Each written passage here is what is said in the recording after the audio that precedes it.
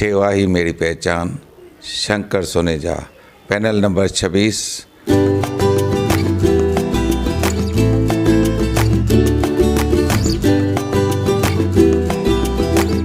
सेवा ही मेरी पहचान, शंकर सोनेजा, पैनल नंबर 26। रिश्तो मीट एक कॉन्फ्रेंस रूम जिते छोकरे छोकरी के एक ॿिए सां मिलाइण लाइ या कची मिसरी जहिड़ा फंक्शन्स तव्हां करे सघो था, उहो भी बिल्कुल फ्री में। पोइ भले तव्हां रिश्तो.com में मेंबरशिप वरती हुजे या न। रिश्तो meet for your perfect match.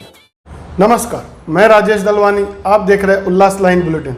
शहर की ताज़ा खबरें देखने के लिए हमारे न्यूज़ चैनल को जरूर सब्सक्राइब करें। उल्लासनगर मनपा क्षेत्र में हाउस टैक्स के लिए अभय योजना के प्रस्ताव पर असमंजस बना हुआ है, जहां कल उल्लासनगर मनपा मुख्यालय में महापौर लीलाताई आशियान जी की तरफ से एक पत्रकार परिषद का आयोजन कर अभय योजना के लिए जिले के पालक मंत्री एकनाथ शिंदे जी की तरफ से मंजूरी दे दी गई है, ऐसी जानकारी सत्ता पक्ष की तरफ से पत्रकारों को दी गई।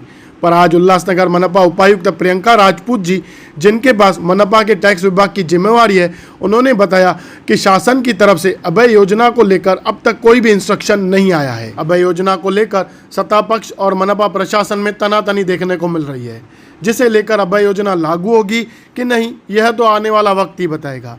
आइए जानते हैं मनपा उपायुक्त प्रियंका राजपूत अभय योजना और हाउस टैक्स को लेकर क्या जानकारी दे रही है। नया साल लगने वाला जो इकोनॉमिक नया साल रहता है, अब तक किस प्रकार की वसूली हुई है और आगे फिर कैसे होगी वसूली, क्या कहेंगे इस विषय पर? जी, आज 15 तारीख है, 15 मार्च, और 31 मार्च जो है वो हमारा फाइनेंशियल ईयर एंड होता है। तो अभी सिर्फ 15 दिन बचे हैं, जैसे आपने भी कहा। और अनफॉर्चुनेटली हमारा टैक्स वसूली भी बहुत लो है। हमारा 100 करोड़ का टारगेट था पहले से ही, जब से मैं ज्वाइन हो गई थी तब से। लेकिन अनफॉर्चुनेटली अभी तक 56 करोड़ ही अपना वसूली हो चुका है। तो और अभी आपको ये बता दूं कि हम गए 2 महीने से सैटरडे संडे दोनों दिन पूरा स्टाफ काम करता है। दोनों दिन हमारे जो कियोस्क सेंटर्स है, कलेक्शन सेंटर्स, वो भी शुरू रहते हैं। लेकिन अभी ये सैटरडे संडे मुझे एक्सपीरियंस हुआ कि शायद उल्लासनगर की जनता को शायद लगता होगा कि छुट्टी का दिन है, ऑफिस बंद है, तो वसूली के लिए कोई नहीं रहेगा। मतलब वो अगर उनको भरना है टैक्स तो वो आएंगे तो उनको क्लोज़ मिलेगा। तो मैं आज उल्लासनगर की सभी जनता को एक नम्र विनती करना चाहती हूँ, निवेदन है मेरा, आह्वान है मेरा कि सैटरडे संडे छुट्टी के दिन भी अपना कियोस्क सेंटर और जो हमारे वसूली स्टाफ है वो भी बाहर घूम रहे हैं कलेक्शन के लिए, और वो आपके पास भी आ जाएंगे। लेकिन आपको विनती है कि आप अगर ऑफिस में आके या कियोस्क सेंटर पे आके भरना चाहते हो तो आप प्लीज़ भरिए, क्योंकि रोज़ 8 बजे तक ये सब सेंटर्स खुले मिलेंगे आपको। और सिर्फ एक दिन 18 तारीख है, 18 तारीख को जो होली का दिन होता है, तो 18 तारीख को 18 मार्च सिर्फ एक दिन के लिए हम बंद रहेंगे कलेक्शन सेंटर्स, क्योंकि आपको भी पता है कलर होली है तो जनरली हम बाहर नहीं निकलते या क्लोज़ रखेंगे।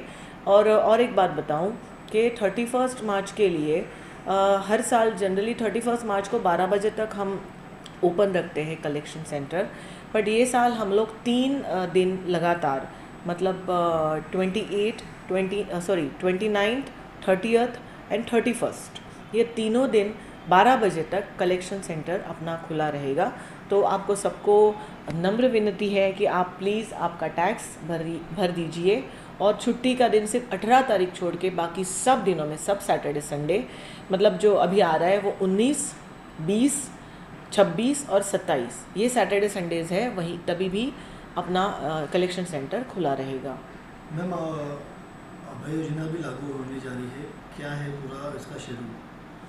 जी, अभय योजना लागू होने जा रही है, इसके बारे में मुझे कमिश्नर सर से अभी तक कोई इन्फॉर्मेशन नहीं आई है। कुछ सुना है कि शासन की तरफ से कुछ इंस्ट्रक्शंस आने वाले हैं, लेकिन अभी तक तो कुछ आए नहीं है। और जो भी इंस्ट्रक्शंस आएंगे उसके ऊपर रिस्पेक्टेड कमिश्नर सर जो भी डिसीजन लेंगे या जो भी आदेश करेंगे उसका पालन किया जाएगा। लेकिन अभी तक तो, मतलब अभी शाम को 5 बजे है, आज 15 तारीख है, अभी तक मेरे पास तो कोई इन्फॉर्मेशन नहीं आई है। जैसे ही आ जाएगी उसके हिसाब से जो भी कमिश्नर सर आदेश देंगे उसके हिसाब से काम होगा। आपको लग रहा है कि अभय योजना यहाँ पर आ जाएगी? नहीं, मुझे प्रेडिक्शन करने की आदत नहीं है। ये अभी अगर कहाँ जा रहा है तो शायद हो सकता है या हो नहीं सकता है, बट जब तक कुछ लेटर या कुछ इंस्ट्रक्शंस शासन से नहीं आते हैं तब तक मुझे लगता है कि इस पे टिप्पणी करना गलत बात होगी। मैम, इसलिए अपने जो करदाता है वो संभ्रम में है कि अभय योजना आएगी तब हम जो कर या टैक्स वो पे करेंगे, पर अभी तुम बोले कि हम 24 से मतलब ये शेड्यूल आपको चालू हो गया। जी, मैं समझ गई आपको क्या कहना है। एक्चुअली ये दिक्कत हमें भी हो रही है, और आज ही नहीं, जब से अभय योजना का ठहराव हुआ था, रेजोल्यूशन हुआ था जनरल बॉडी में, उसके 15 दिन पहले से ही ये लोगों में न्यूज़ थी कि ये धारणा थी कि अभय योजना आने वाली है, और उसकी वजह से जब भी हमारा स्टाफ कलेक्शन के लिए जाता है या रिक्वेस्ट करता है कि आप आके भर दीजिए, तब यही बोलते हैं लोग कि अभय योजना आएगी तब भरेंगे, अभय योजना आएगी तब भरेंगे। अभी ये गए 3 महीने से ये चल रहा है, और उसी का परिणाम है कि हमारा टैक्स जो वसूली है आज ये हालत में है या कम है, क्योंकि मैंने खुद एक्सपीरियंस किया है कि लोगों को अभी भी लगता है अभय योजना आएगी, और अभय योजना की वेट में वो टैक्स नहीं भर रहे हैं। अभी इसमें मैं किसी के लिए कुछ बोल नहीं सकती हूँ, बिकॉज़ हम खुद बोल रहे हैं, इसलिए मैंने खुद भी बाइट दी सब लोगों को 2-3 महीने पहले कि अभय योजना नहीं आएगी। लेकिन बाद में ये ठहराव हुआ तो लोगों को लगा कि ठहराव सर्वसम्मत से हुआ है तो आनी चाहिए, फिर भी नहीं आई। ठहराव विखंडन के लिए भेजा गया प्रशासन की ओर से, फिर भी उनके मन में आशा जगाई गई कि अभय योजना आएगी। अभी एक बात मैं बता दूं कि देखो, कॉरपोरेशन का कामकाज जो है वो 2 पहिए पे चलता है, एक प्रशासन है और एक पदाधिकारी जी है जो नगर सेवक है, जो रिप्रेजेंटेटिव है जनता के। तो ये 2 पहिए से अपनी नाव चलती है या कॉरपोरेशन चलता है। तो अभी कुछ लोगों ने ये भी गलतफहमियां घुमानी शुरू कर दी है कि प्रशासन हावी हो रहा है नगर सेवकों के या पॉलिटिशियंस पे, तो ये भी एक गलत बात है।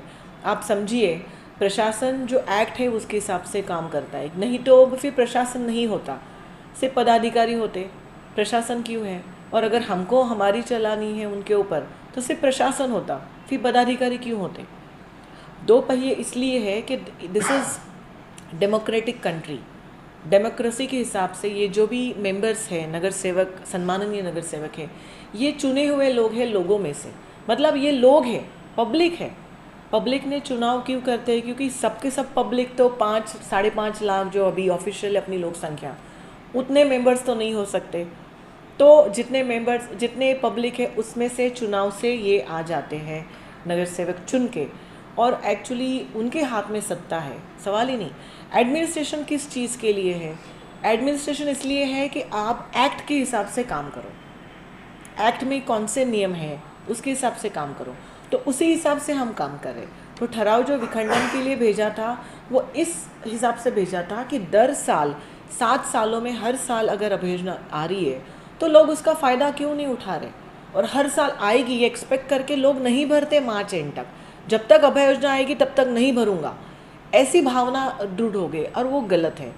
और इसलिए और कॉरपोरेशन का नुकसान हो रहा है पेनल्टी से। पेनल्टी ना एडमिनिस्ट्रेशन ने लाई है ना नगर सेवकों ने लाई है, वो एक्ट में है, उसको हम नहीं झुटला सकते, वो सभी जगह हर कॉरपोरेशन में है।